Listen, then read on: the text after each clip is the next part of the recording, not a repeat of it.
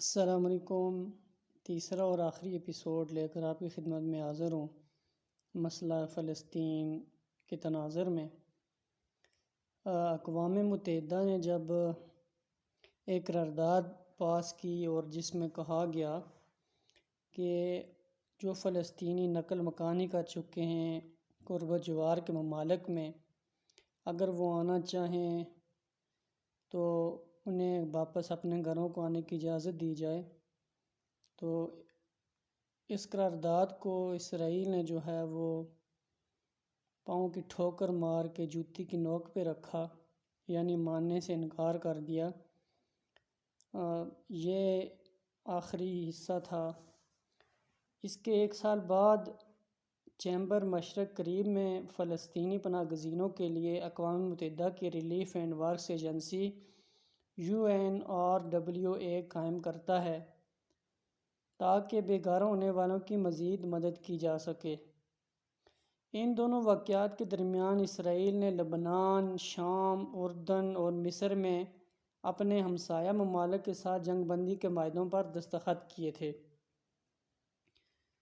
اچھا، اس کے بعد اردن جو ہے وہ 1950 میں مغربی کنارے کا کنٹرول جو ہے وہ سنبھال لیتا ہے اور مصر کا جو ہے وہ غزہ پر قبضہ ہو جاتا ہے۔ یہ انتظام 1967 کی 6 روزہ جنگ تک جاری رہتا ہے اور اس کے بعد جو ہے اسرائیل ان علاقوں کو فتح کر لیتا ہے۔ اسرائیلی افواج جو ہے وہ ان علاقوں پر قابض ہو جاتی ہے۔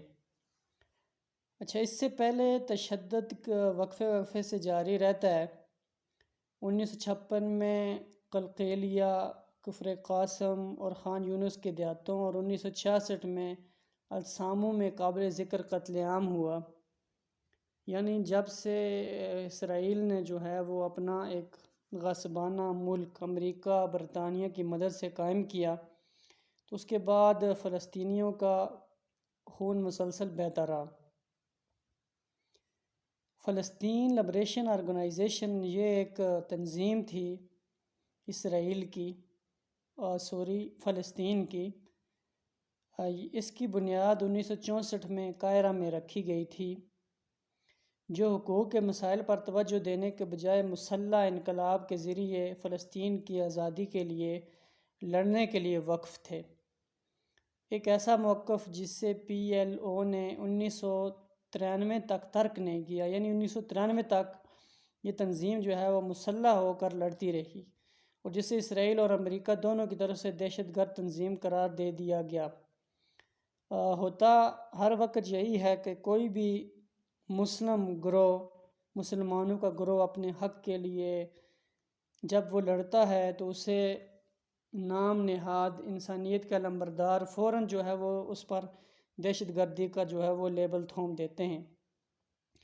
تو اس تنظیم کو 1974 میں عرب لیگ نے فلسطینی عوام کا واحد نمائندہ تسلیم کیا تھا۔ یعنی یہ جو تنظیم FWO تھی، FLO فلسطین لبریشن آرگنائزیشن، اس کو اسرائیل اور امریکہ دونوں نے جو ہے وہ دہشت گرد تنظیم قرار دیا، لیکن اسے 1974 میں عرب لیگ نے فلسطینی عوام کا واحد نمائندہ تسلیم کیا تھا۔ آگے کیا ہوتا ہے کہ 1967 میں غزہ کی پٹی،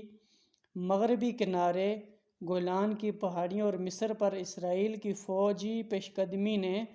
تازہ خون ریزی کو جنم دیا اور اقوام متحدہ کی سلامتی کونسل نے قرارداد 242 منظور کی، جس میں اسے مقبوضہ علاقوں سے دستبردار ہونے کا حکم دیا گیا، مگر بدقسمتی سے اس کونسل کو بھی اسرائیل نے کلی طور پر جو ہے وہ نظر انداز کر دیا۔ یوم کپور جنگ کے بعد سلامتی کونسل ایک اور قرارداد 338 منظور کرتی ہے، جس میں جنگ بندی اور اسرائیل سے 1967 کی دراندازی سے پیچھے ہٹنے کا مطالبہ کیا جاتا ہے۔ جیسا کہ شروع میں نے ذکر کیا کہ 1967 میں اسرائیل بہت سے علاقوں پر جو ہے وہ قابض ہو کر اور ان علاقوں کو فتح کر لیتا ہے اور بہت سے عرب ممالک جو ہے وہ شکست کا سامنا کرتے ہیں۔ 30 مارچ 1976 کو زمین پر اسرائیلی قبضے کے بعد بحیرہ گلیل سے نیگیو تک کے قصبوں میں بغاوتوں، حملوں اور مزید پرتشدد انتقامی کارروائیوں کا سامنا کرنا پڑا، جس تاریخ کو فلسطینی یوم زمین کے طور پر مناتے ہیں۔ اچھا، مشرق وسطیٰ میں امن کے لیے ایک واضح پیش رفت 17 ستمبر 1978 کو اس وقت ہوئی جب اسرائیلی وزیر اعظم میناچم بیگن نے مصری صدر انور سادات سے ملاقات کی اور صدر جمی کارٹر کے میری لینڈ ریٹریٹ میں کیمپ ڈیوڈ معاہدے پر دستخط کیے۔ اچھا، اس کے بعد فریم ورک معاہدوں میں سے ایک نے دونوں ممالک کے مابین ہم آہنگ تعلقات کو فروغ دیا اور دستخط کنندگان کو نوبل امن انعام دلایا، لیکن دوسرے کی متنازع علاقوں پر فلسطین کے مستقبل سے متعلق فلسطینی وفد کی شمولیت کے بغیر اتفاق رائے کے لیے اقوام متحدہ کی طرف سے مذمت کی گئی۔ یعنی جب سے اسرائیل جو ہے وہ قابض ہوا ہے فلسطین میں آ کر، زبردستی اس نے اپنا ملک بنایا، زبردستی انہوں نے خود کو منوایا، تسلیم کروایا، تو اس کے بعد یعنی یک طرفہ معاملہ چلتا رہا ہے۔ افسوس کہ اقوام متحدہ کی مذمتیں اور اس کی قراردادیں جو ہے وہ ہمیشہ سے اسرائیل نے جو ہے وہ جوتی کی نوک پہ رکھی ہیں۔ اچھا، اس کے بعد اسرائیل نے 1982 میں لبنان پر حملہ کیا، جبکہ اس دہائی کے آخر میں فلسطینی علاقوں میں پہلی بغاوت انتقاضہ سے قبضے کے خلاف احتجاجی تحریک شروع ہو گئی۔ تاہم امن کی طرف مزید پیش قدمی اس وقت ہوئی جب PLO نے اسرائیل کو باضابطہ طور پر تسلیم کرتے ہوئے اقوام متحدہ کی قراردادوں 242 اور 38 کو قبول کیا، اور 1991 اور 1992 مذاکرات ایک بار پھر تعطل کا شکار ہوئے۔ یعنی جس کو اب اسرائیل اور امریکہ نے دہشت گرد تنظیم کہا، اور جس کو 1974 میں شاید عرب ممالک نے فلسطین کی نمائندہ جماعت کہا، تو انہوں نے کیا کیا کہ اسرائیل کو باضابطہ طور پر تسلیم کرتے ہوئے اقوام متحدہ کی قراردادوں 242 اور 338 کو قبول کیا۔ 1991 اور 1992 میں مذاکرات ایک بار پھر تعطل کا شکار ہوئے۔ یوں ہی نہیں چمن کی تباہ کاریاں کچھ باغباں ہیں، ان غداروں، قاتلوں اور معصوم مظلوم فلسطینیوں کے خون کے پیاسوں کے ساتھ ملے ہوئے۔ اس کے بعد 1993 کے موسم گرما میں اسرائیلی وزیر اعظم یتزاک رابن اور PLO کے چیئرمین یاسر عرفات نے اوسلو اول معاہدے پر دستخط کیے۔